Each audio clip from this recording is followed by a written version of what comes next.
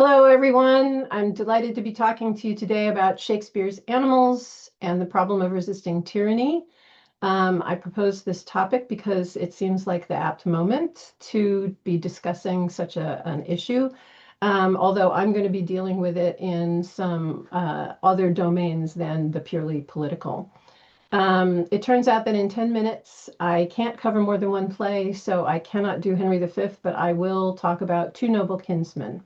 And I'm going to be showing PowerPoint slides, so bear with me as we move through them. All right. Two Noble Kinsmen is arguably a play about tyranny. It certainly is about friendship, as well as heterosexual desires, challenges to male bonds. But the basic drift and the underlying trajectory of the play is to represent how tyranny distorts all of these. If you remember the plot, Theseus, the ruler of Athens, starts out by attacking the tyrannical and murderous Creon. But as the play progresses, he enacts his own similar versions of tyrannical rule when he forces Emilia to choose one of two suitors and then arranges a fight to the death between them to have Palamon and Arcite, the two captured friends who are her suitors, compete to win her in marriage. The loser in this duel and all his men will be executed.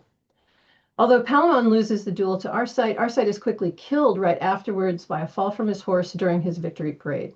So lucky Emilia, who had no desire to marry anyone, gets Palamon as her husband in the end. The moment in the play I'm interested in as an animal studies scholar and critic is the description of Arcite's fall from his horse. So here's how the play describes it, and this is quite a big chunk of quotation from Act 5, Scene 4, if you want to follow along. All right, so we have a slide or several slides to accompany this. On this horse is Arcite, trotting the stones of Athens, which the Chalcans did rather tell than trample, for the horse would make his length a mile if it pleased his rider to put pride in him. As he thus went counting the flinty pavement, dancing as 'twere to the music his own hoofs made, for as they say from iron came music's origin, what envious flint, cold as old Saturn, and like him, possessed with fire malevolent, darted a spark, or what fierce sulphur else to this end made, I comment not. The hot horse, hot as fire, took toy at this and fell to what disorder his power could give his will. Bounds, comes on end, forgets school doing being therein trained, and of kind manage, pig-like he whines at the sharp rowel which he frets at rather than any jot obeys, seeks a foul means of boisterous and rough jadry to deceit his lord that kept it bravely. When not served, when neither curb would crack, girth break, nor differing plunges disroot his rider whence he grew, but that he keeps him between his legs, and on his hind hoofs on end he stands, that Arcite's legs being higher than his head seemed with strange art to hang. His victor's wreath even then fell off his head, and presently backward the jade comes o'er, and his full poise becomes the rider's load. So there are lots of good readings of this scene. Most focus on the way that it riffs on sexual themes. It's loaded with sexualized imagery. The rebellious animal shows its bestial nature by reacting violently to an environmental cue, degenerating into a thorough brute, as indicated by the reference to its pig squeal. The horse forgets his school training, so he becomes uncivilized, becomes foul, a jade that ignores his rider's signals. Arcite, meanwhile, is too good a rider to be unceremoniously dumped or, as it says in the quote, disrooted by this horse's bucking and plunging. And instead he hangs on in determination to dominate the beast between his legs until he and his mount flip over backward and he's crushed beneath the horse. So Arcite's warlike worship of Mars in the play we're meant to understand makes him less proficient in controlling his own passions, whatever is between his legs, and therefore less able to rule this unruly steed.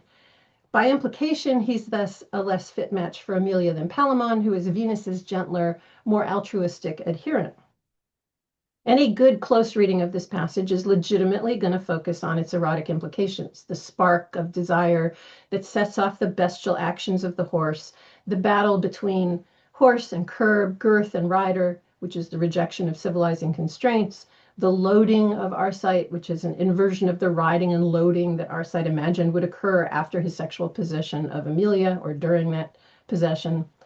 Spurred by his own desires, overly committed to his reputation for martial prowess and equestrian skill, Arcite dooms himself with his triumphal self-gratification and failure to control his own passions. So this kind of analysis isn't wrong. I mean, it's great, and I would do this kind of analysis too. It's just that in it, Arcite's horse is anything and everything except a living fellow creature. It's allegorized and metaphorized until it has no substance in itself. It's a substitute for Amelia, evoking the disciplining sexual burden she'll bear in marriage, or it's a substitute for Arcite, who is too hot for his own good. In these scenarios, Arcite's riding also becomes anything and everything except a choice about a relationship to a non-human creature. And here's where I want to stop and rethink what we do with a scene like this. What if we posed a different question of this horse and its rider? What if we asked whether in a play that is deeply concerned with tyranny in the context of human friendships, consent, and coercion, Arcite is a good friend to his horse? Does he give it what it needs? Or is he so bound and even tyrannized by what he has learned about the skills of riding and their symbolic and ideological ties to mastery, masculinity, and sexual dominance that he can't simply let go? And any equestrian will tell you, and Shakespeare probably would have known full well, letting go is the only way to stop a rearing horse from falling over backward. What if we resist the kind of unconscious tyranny that our usual reading practices tend to enforce and decenter the male rider's sexuality and interests to take a different perspective? Here's my reading. As a horseman, Arcite rejects for his horse the key ingredients that initially form his friendship with somebody like Palamon: consent and mutual care. In doing so, he affirms the gulf between himself as human and his non-human mount. But his death reveals that his conception of human distinction goes hand in hand with a set of failures: the failure to be flexible, the failure to respond to another creature with kindness and tolerance, the failure to be willing to fall, the failure to submit himself to the needs of another. He's human then, if human is defined as not animal, but he's also inhumane, brutal, disrespectful of the bodily and spiritual integrity of others. Arcite appears to be, by any early modern standard, a great rider. By the standards of his horse, he is a terrible one, pulling the animal down with him out of a commitment to coercion and domination.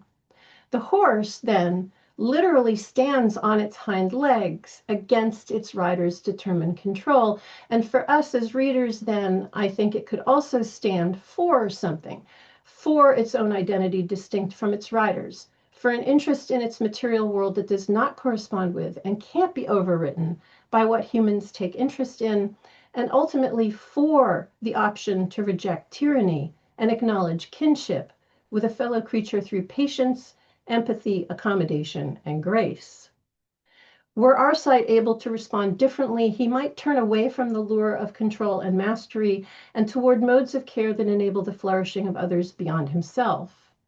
In my mind, the horse that rears, that bounds beyond the bounds allowed it by the tyrannical rider and falls on Arcite in a sexualized load that kills him, also demands, not metaphorically or instrumentally, but in mutual distress with his rider, that we imagine more for both animal and human. Then in the interests of Shakespeare's non-human characters, we rear up against the constraints of our familiar interpretive modes, perhaps paying less attention to metaphor and allegory, perhaps doing a little bit less historicist reading, perhaps even of abandoning some of the limits of literary practice altogether in the interests of a presentist position. That way, we might create readings that can open us as readers to the possibilities, perspectives, and entities that are not given a voice by Shakespeare himself. Thank you all.